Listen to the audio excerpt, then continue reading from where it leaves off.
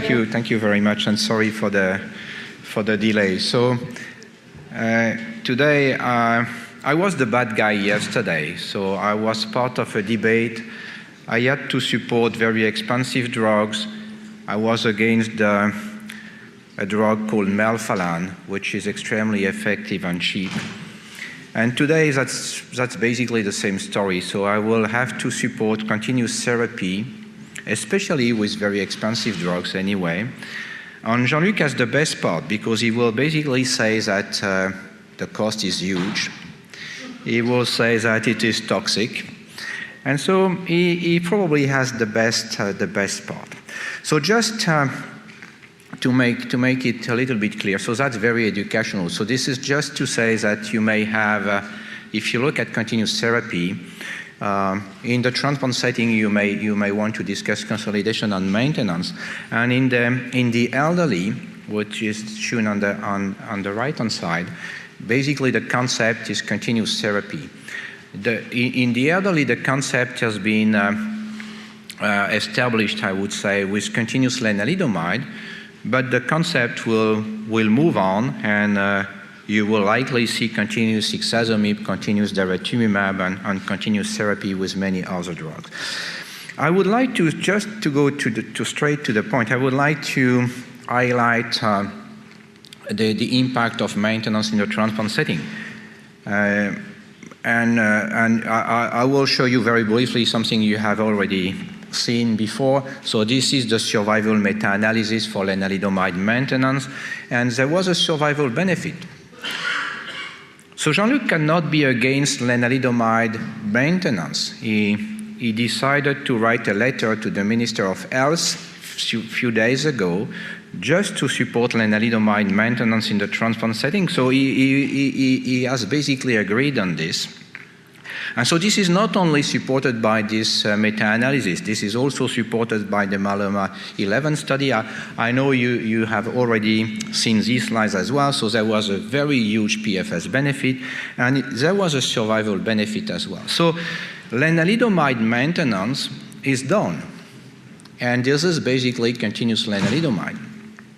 And as a patient, you would like to receive lenalidomide maintenance. You may have questions about the duration of maintenance, but still, lenalidomide maintenance is helpful, and in a way, this is continuous therapy. If you push a little bit, and then you go to the VRD concept, and so this was a small phase 2 study from the US, which was dedicated to patients with iris myeloma. And so patients got transplants, they got VRD maintenance for a long time, then they got lenalidomide maintenance. So that's a very long treatment, I would say. And this is the part for the iris patient. And so this combination regimen did well. It did well for both the PFS and for the survival. So these regimens are very effective for all myeloma patients, you could say, especially for some iris myeloma patients. Then we have still, the reason why I would like to show you this one is just, you know perfectly the study. So it's a joint study between IFM and Dana-Farber and US colleagues. And as you know, there is, regarding this part, we have a 1-year lenalidomide maintenance, and the US colleagues, they have a lenalidomide maintenance until PD. So that will, I think that we will have to do this work in some years, in few years. We will be able to make a comparison between 1 year and until PD, basically 700 patients from France versus 700 patients from the US. And that will be something, that will be an indirect comparison, but I think that will be something interesting to do. So this was lenalidomide maintenance, and of course you have, I did not include slides for bortezomib maintenance. You will see ixazomib maintenance. You will see daratumumab continuous therapy, and this is the study you know. So the study has now been completed for enrollment. So this is VTD with or without daratumumab for induction and consolidation. And then the next question is daratumumab maintenance. So this is potentially a registration study. And it's quite likely that the study will be positive anyway. So that means that in few years, In future, we may have a problem, basically, because maintenance will be well accepted. The point is that lenalidomide maintenance would have been approved. Ixazomib maintenance, daratumumab maintenance may likely be approved. So we will have to make a decision on maintenance. And the discussion could be, okay, which drug would you like to discontinue, in fact, because you will have some kind of triplet regimen from the beginning, or even quadruplet regimen from the beginning, and then you will have to discontinue something. So what about the elderly? And the reason why I am sometimes part of this kind of continuous debate is because we did this first study. And this first study was basically the comparison between an alkylating agent-containing regimen versus a non-alkylating agent-containing regimen. And we decided to do the comparison between Lendex 18 cycles and Lendex continuously, which was basically a good idea, I would say. And so this is the benefit we got in terms of PFS. So this is a quite significant benefit. In terms of median times, it's not huge. It's approximately 5 months. But if you look, for example, at the 4-year PFS, that's a very strong difference. And this is in the same range as the difference we have seen with lenalidomide maintenance in the transplant setting. Unfortunately, or it is as it is, we did not get a survival difference between Lendex 18 and Lendex given continuously. And the median survival was approximately 5 years. Honestly, I did my best to trying to explain why we did not see any survival difference. And that was asked by reviewers at the time the final analysis was submitted for publication. And what I can tell you is that it's that's a huge study with 18 different countries from China to US and Canada, many countries from Europe, and so that's the second line was not planned. And for example, what I can tell you is that in the Lendex 18 arm, much more patients got carfilzomib for second line as compared to in the continuous arm. So you can find, you will be able to find some imbalances, which could be some kind of explanation for the absence of survival benefit. As part of this, of the first study, we did many sub-analyses, and this one is, from my point of view, is interesting. So this is basically this is time to next line. This is time to second line for all the treatment arms. And for example, if you look at so this is time to second line for those patients who got the 69.5, which I tried to show, but okay, it's okay, anyway, 69.5 is time to second line for those patients who got lenalidomide, dexamethasone given continuously, and oh yes, the traditional one, and who got CR or VGPR. And that's a very long time, and it's only, if you look at 18, if you look at MPT, it's approximately 40 months. And the point I would like to show is that this is the benefit you get. So if you achieve at least VGPR, you get a very strong benefit in favor of the continuous arm. So the difference here is much less than the difference here. Here you have approximately 20 months. Here you have approximately 30 months. So the more if you get a very deep response, you will derive the maximum benefit of the continuous treatment. And basically, this is somewhat expected. It means that you are sensitive to the drug and just keep going, and you will derive the maximum benefit. And it has something to do, it's probably interesting at the time we will look at MRD, because MRD is beyond CR. So if you understand this, you will say that MRD negative patients may need more treatment. Those patients with MRD negativity will get an additional benefit of continuous therapy. And this is what we observed in the context of the first study. Just another example. This is something different. Just But this is a funny story, you know. For many years, I would say the bortezomib company says that VMP fixed duration was just good. They say the patients need a treatment-free interval. This is the reason why we have 8 or 9 cycles of VMP. Then they got daratumumab, and the first thing they did, they designed a continuous study. And they designed a continuous study with DVMP. So this is daratumumab given continuously with VMP for the first part.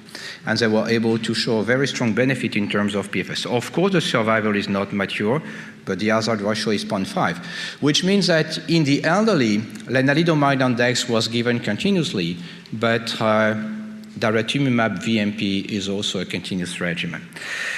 This benefit of continuous treatment has extended across different drug families. And this is what is shown here, and this is a slide done by Antonio Palumbo a few years ago. And so this is PFS. This is PFS in the first study for the continuous treatment. This is the PFS in MP lenalidomide followed by lenalidomide maintenance, and this is the PFS in a bortezomib story. This is the comparison between VMP and VMPT followed by VT, and again, you get a very strong PFS benefit. Dr. Palumbo did another analysis. He published 3 years ago in JSCO, and so this is based on different studies. And this is a total of approximately 1,200 patients, and he was able to show that he got a PFS benefit. Not only this is PFS1 and PFS2, and as you can see, the PFS1 is this is double, you know, 16 to 32, and this is the PFS2 moving from 40 to 55 months. And finally, he was able to show a survival benefit as well. So this speaks again in favor of continuous therapy. If you go to recommendations, so these are Mayo Clinic recommendations. I'm not sure this is the last issue, but okay, this is probably one of the last issue of Mayo Clinic recommendation. And you know, this is, if you look carefully, so this is so that's a very global recommendation for VRD, I would say. And so this is, here you have, if you look at A, here you will see that in patients treated initially with lenalidomide and dex, continuous therapy until PD is an option for those patients with a good response and a good tolerance, which is clinically obvious. If you don't tolerate, you will not get continuous therapy. But if you tolerate well, and if you get a good response, you will get some benefit in staying on therapy. And the same, this is not exactly the same story for the bortezomib maintenance, but anyway, this is bortezomib maintenance for a minimum of 1 year, which means that this is at least prolonged treatment, and possibly some continuous treatment for some patients. The story will tell us that everything will be continuous. So these are 3 phase 3 international studies done currently ongoing in the elderly. And all of them have a lenalidomide and dex control arm, and this is lendex elotuzumab given continuously. This is lendex ixazomib given continuously, so the dex is discontinued, but anyway, patients will stay on low-dose ixazomib and low-dose lenalidomide. And finally, this is continuous lenalidomide, dexamethasone, and daratumumab. For sure, these studies will be positive. And so that means that you may look at studies done in the elderly, you may want to look at studies done in a transplant setting. In fact, you will see at least very prolonged treatment, and you will see continuous treatment for many patients. Having said that, we would agree that, and I think we will find an agreement with Jean-Luc basically, and we, of course, we will have to say some words on assessment of MRD, because MRD could provide some guidance for the duration of maintenance. And I think many of us will agree on this. And so this is basically the situation. So you will get some MRD negative patients, you will get some MRD positive patients. So these patients may need, you may want to discontinue, but you may want to stay on therapy, because these MRD negative patients are basically sensitive, and they will get the maximum benefit of continuous therapy. And in the same way, these MRD positive patients, you may say they may need a different treatment, or they may need more treatment, but we also know that some of them will be able to stay MRD positive for a long time without any treatment. And if you go to some studies, and I like this one for many reasons, I would say. This is a Spanish academic study. And just to highlight this point, this is risk stratified. This is only for fit elderly, and this is driven by MRD. But the interesting finding is that, in fact, the question is the same for those patients MRD positive and those patients MRD negative. So the question is basically daratumumab lenalidomide versus no maintenance. So of course we have to do these studies. So this is extremely important. And my conclusion is very simple, in fact. My conclusion would be to say that as of today, continuous therapy should be the rule. Then I would consider that fixed duration therapy is associated with a greater risk of providing a suboptimal outcome for patients. So if you take a decision in favor of fixed duration therapy, you will harm some patients. You will harm some high-risk patients, and you may harm some standard-risk patients as well. And finally, I would say that the role of the myeloma community, so basically our role, would be to investigate stopping rules in a good way. Thank you very much for your attention.